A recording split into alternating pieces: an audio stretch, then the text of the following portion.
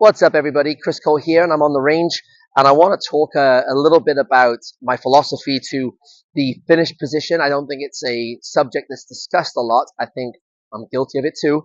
We discuss an awful lot about how to move away and how to turn and how to kind of create downswing patterns. But then once we've hit the ball, what happens next? And golf is not played on the range, and it's not played technically. It's played by getting the ball around the golf course. And I genuinely feel that if we have a better understanding into how we should finish on each respective shot, we can rewind it back and have a better understanding of how to set up to a ball for each shot, how to leverage back for each shot relative to what we need to do. So let's take a look a bit closer.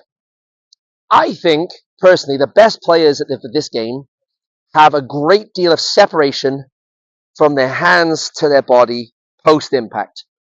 They are able to get into that position there with the hands much lower and the club higher, which means the club has released and extended down the line with ease. And it's all right saying just extend your arms out, but if you haven't loaded well enough into the backswing, you can't get there. So we could spend our energies and times trying to perfect the backswing, but the follow-through looks a little funky. If that sounds like you, start the other way. Get into your finish position where you've pivoted, rotated, face the target and extended, and then wind it back, extend, wind it back, extend. And you'll get the feeling, because you've started at your destination, your ideal destination, of how to rewind and recreate. Rewind and recreate. If we can start this sort of reverse engineering mentality, we'll have much more success. So let's take a look at that in a full swing perspective. Extend and pivot. Extend and pivot. See how I got everything away from me here, very wide on the follow through. Great. Where else is it useful? Well, say I have a 7-iron here. So let's say I'm hitting a sort of long range chip shot / pitch shot onto a green. Well, if I would ever use a 7-iron from range, I'm usually planning on running this ball up. So I'm going to obviously have a back setup with the ball position more back in my stance, handle more forward, okay?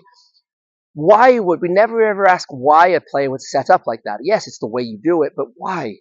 Well, really, if I'm not trying to get the ball in the air, I want an abbreviated follow through. So that's going to have the club head below the hands, much straighter with the left arm here. And if I start with my ball position back and handle forward, it's encouraging that. Okay? So I'm going to start in the position I want to be in and wind it back. Okay? Wind it back.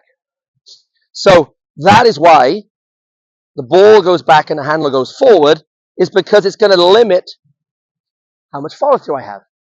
Conversely, if I'm trying to send one up into the air, the ball's going to go more forward, handle's going to drop back. Yes, that's what we're told. But why? So I can release the club and get the hands much higher in my follow through. Excuse me. See, the setup is a precursor for how I want to deliver and release. And I don't think that the release is discussed enough and make it make sense with why we go back a certain way and why we set up a certain way. So explore, if this sounds like you, explore where you want to finish per the shot. If it's a pitch, if it's like a bump and run, or if it's a full swing finish here, okay? Explore where you want to be and rewind it back into position. The landscape and the picture will be much clearer. Good luck, everybody.